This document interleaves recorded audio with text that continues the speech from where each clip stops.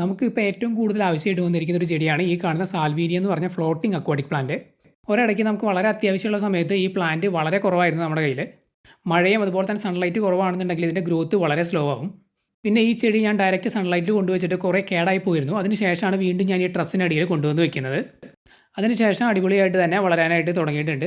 പച്ച കളറിലെ ഇലകളൊക്കെ ഇപ്പോൾ കൂടുതലായിട്ട് നിങ്ങൾക്ക് കാണാം. ബ്രൗൺ കളർ കുറവാണ്. അല്ലെങ്കിൽ ഇത്തരത്തിൽ ബ്രൗൺ കളറുള്ള ആ ഭാഗം നമ്മൾ പൊട്ടിച്ച് കളഞ്ഞാലും മതി. ഞാനത് പൊട്ടിച്ച് കളയാറില്ല. വാട്ടർ ചേഞ്ച് ചെയ്യുന്ന സമയത്തൊക്കെയാണ് അത് പൊട്ടിച്ച് കളയാറുള്ളത്. കണ്ടില്ലേ, ഒരുമാതിരിപ്പെട്ട എല്ലാ ചെടിച്ചട്ടികളും അത്യാവശ്യം നല്ല രീതിയിൽ തന്നെ വളരുന്നുണ്ട്. ഇതിനകത്ത് ഇപ്പോൾ ചെറുതായിട്ട് സ്പ്രെഡായി വരുന്നേ ഉള്ളൂ. അതിനകത്ത് ചെറുതായിട്ട് ആൽഗെ ഫോം ചെയ്തിട്ടുണ്ട്. അതുകൊണ്ടാണ് അപ്പോൾ അതിനകത്ത് ഈ ചെടിച്ചട്ടികളിലെല്ലാം നമ്മൾ വാട്ടർ ചേഞ്ച് എടുത്ത് കൊടുത്തിട്ടുണ്ടായിരുന്നു. കാരണം സൺലൈറ്റ് ഇപ്പോൾ നന്നായിട്ടുണ്ട്, ചൂടും കൂടുതലാണ്. അതുകൊണ്ട് ആൽഗെ ഫോം ചെയ്ത് വരുന്നുണ്ട്. അപ്പോൾ ഇടയ്ക്കിടയ്ക്ക് നമ്മൾ വാട്ടർ ചേഞ്ച് കൊടുക്കുകയാണെന്നുണ്ടെങ്കിൽ ഈ ആൽഗെ വല്ലാതെ ആവുന്നത് നമുക്ക് കുറയ്ക്കാനായിട്ട് പറ്റും.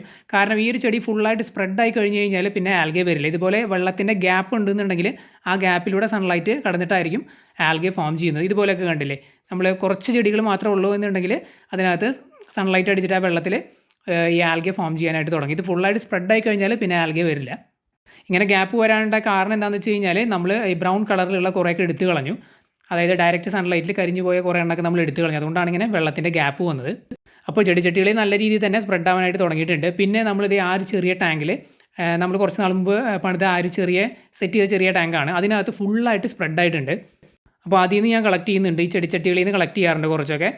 പിന്നെ ഒരു റെക്റ്റാങ്കിൾ ഷേപ്പിലുള്ള ഒരു ടാങ്ക് ഇതേപോലെ നമ്മൾ സെറ്റ് ചെയ്തിട്ടുണ്ട്. അതിനകത്തും ഫുള്ളായിട്ട് തന്നെ ഈ ചെടി സ്പ്രെഡായിട്ടുണ്ട്. ഒരിടയ്ക്ക് നമുക്ക് ഈ ഒരു ചെടി വളരെ അത്യാവശ്യമായിട്ട് വന്ന സമയത്ത് നമുക്ക് കിട്ടാനുണ്ടായിരുന്നില്ല. കാരണം ഈ ഒരു ചെടി ഉപയോഗിച്ചാണ് നമ്മൾ റെഡ് ക്ലോ ക്രേഫിഷിൻ്റെ ടോപ്പ് ഭാഗത്ത് ഫ്ലോട്ട് ചെയ്യിച്ചിട്ട് അവർക്കൊരു ഷെയ്ഡ് പോലെ ഉണ്ടാക്കി കൊടുക്കുന്നത്. അതുപോലെ തന്നെ അവരിത് കഴിക്കാറുമുണ്ട്. പിന്നെ നമ്മൾ ജൈൻറ്റ് ഗൗരാമികൾക്കും കൊടുക്കാറുണ്ട്. ജൈൻറ്റ് ഗൗരാമികൾക്ക് നമ്മൾ ആഴ്ചയിൽ ഒരു തവണയാണ് ഈ ഒരു ചെടികൾ ഫീഡ് ചെയ്ത് കൊടുക്കുന്നത്. ഇൻ കേസ് ഇപ്പോൾ നമുക്ക് അത്യാവശ്യമായിട്ട് ഇപ്പോൾ റെഡ് ക്ലോ ക്രേഫിഷുകൾ കൂടുതലായിട്ട് വേണമെന്നുണ്ടെങ്കിൽ നമുക്കിപ്പോൾ ജൈൻറ്റ് ഗൗരാമികൾക്ക് ഇത് കൊടുത്തില്ലെങ്കിലും കുഴപ്പമൊന്നുമില്ല. പക്ഷേ റെഡ് ക്ലോ ക്രേഫിഷുകൾക്ക് ഇത് ഇല്ലാതെ പറ്റില്ല. അതായത് പേഴ്സണലി ഞാൻ ഈ ഒരു ചെടിയാണ് യൂസ് ചെയ്യുന്നത്. പല ആൾക്കാരും ഇത് യൂസ് ചെയ്യാറൊന്നുമില്ല. പക്ഷേ പേഴ്സണലി ഈ ഒരു ചെടിയാണ് ഞാൻ യൂസ് ചെയ്യുന്നത്.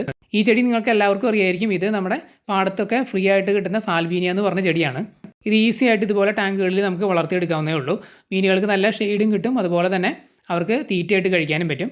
അതായത് ജൈൻറ്റ് ഗൗരാമികൾക്കാണ് ഇതുപോലെ ഇല കഴിക്കുന്ന മീനുകൾക്കൊക്കെ കൊടുക്കുക. അതുപോലെ നട്ടർ പോലുള്ള മീനുകൾക്ക്, അതായത് പാക്ക് പോലുള്ള മീനുകൾക്ക്, ജൈൻറ്റ് ഗൗരാമികൾക്കൊക്കെ ഇത് ഫീഡ് ചെയ്യാം. പിന്നെ റെഡ് ക്ലോ ക്രേഫിഷുകൾക്ക് തീറ്റയായിട്ട് കൊടുക്കാം. അതുപോലെ ഷെയ്ഡായിട്ട് യൂസ് ചെയ്യാം. പിന്നെ മീനുകൾക്ക് ബ്രീഡിങ്ങിന് യൂസ് ചെയ്യാം. ഞാൻ ഗൗരാമികളുടെയൊക്കെ ബ്രീഡിങ്ങിന്, അതായത് നമ്മുടെ സാധാരണ ചെറിയ സൈസുള്ള ഗൗരാമികളുണ്ടല്ലോ, അവരുടെയൊക്കെ ബ്രീഡിംഗ് ടാങ്കുകളിൽ നമുക്ക് ഇത് മറയായിട്ട് ഇട്ട് കൊടുക്കാം. ഇതാണ് ഞാൻ പറഞ്ഞ റെക്റ്റാങ്കിൾ ഷേപ്പിലുള്ള ആ ഒരു ടാങ്ക്.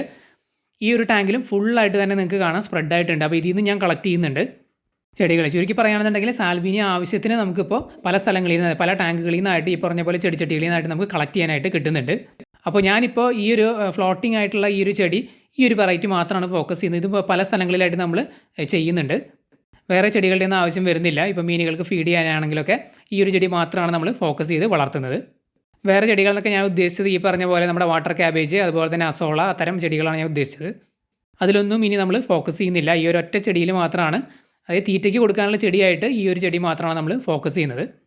പിന്നെ ഇത് നമ്മുടെ ജൈൻറ്റ് ഗൗരാമി, അതുപോലെ തന്നെ ആൽബിനോ സ്പോട്ടഡ് ക്യാറ്റ് ഫിഷുകൾ, ആൽബിനോ സക്കർ ക്യാറ്റ് ഫിഷൊക്കെ കിടക്കുന്ന ടാങ്കാണ്. കുറച്ച് നാൾ മുമ്പ് ഇതിൻ്റെ ഒരു അപ്ഡേറ്റ് ചെയ്തിരുന്നു. നമ്മൾ ആൽബിനോ ക്യാറ്റ് ഫിഷുകളെയും സ്പോട്ടഡ് ക്യാറ്റ് ഫിഷുകളൊക്കെ ഇതിലേക്ക് ട്രാൻസ്ഫർ ചെയ്തു എന്ന് പറഞ്ഞിട്ട്. ഈ ഒരു ഏരിയയിൽ കണ്ടോ, ഇപ്പോൾ ഡയറക്റ്റ് സൺലൈറ്റ് അടിക്കുന്ന ഒരു സമയമാണ്. കണ്ടില്ലേ, മുകളിൽ ഡയറക്റ്റ് സൂര്യൻ ആ ഒരു പൊസിഷനിലാണ് നിൽക്കുന്നത്. അത്യാവശ്യം നല്ല ചൂടുമുണ്ട് നമ്മൾ ആ ഒരു ഏരിയയിൽ നിൽക്കുമ്പോൾ. അപ്പോൾ ഏകദേശം നിങ്ങൾക്ക് മനസ്സിലാവും ഇത് ട്രാൻസ്പാരൻ്റ് ആയിട്ടുള്ള വെള്ളമാണെന്നുണ്ടെങ്കിൽ എത്രത്തോളം മീനുകളെ എഫക്റ്റ് ചെയ്യുന്നുള്ളത്. ഇതിപ്പോൾ ആൽഗെ വാട്ടർ ആയതുകൊണ്ടാണ് അവർക്ക് അത്യാവശ്യം പ്രൊട്ടക്ഷൻ കിട്ടുന്നത്. നമ്മൾ ഷെയ്ഡോ കാര്യങ്ങളോ ഒന്നും കെട്ടിക്കൊടുത്തിട്ടില്ല. ക്രിസ്റ്റൽ ക്ലിയർ വെള്ളമാണെന്നുണ്ടെങ്കിൽ തീർച്ചയായിട്ടും അതിൽ കിടക്കുന്ന മീനുകൾക്ക് ചെറിയ രീതിയിൽ സ്ട്രെസ് വരാൻ സാധ്യതയുണ്ട്. അപ്പോൾ ആൽഗെ വാട്ടർ ആയതുകൊണ്ട് അവർക്ക് വലിയ പ്രശ്നമൊന്നുമില്ല. പിന്നെ ഇതുപോലെ ഫ്ലോട്ടിംഗ് ചെടികൾ ഇട്ട് കൊടുക്കുകയാണെന്നുണ്ടെങ്കിൽ നല്ലതാണ്. അപ്പോൾ ഇത്രയൊക്കെയാണ് നമ്മുടെ സാൽവീനിയ ചെടികളുടെ അപ്ഡേറ്റ്.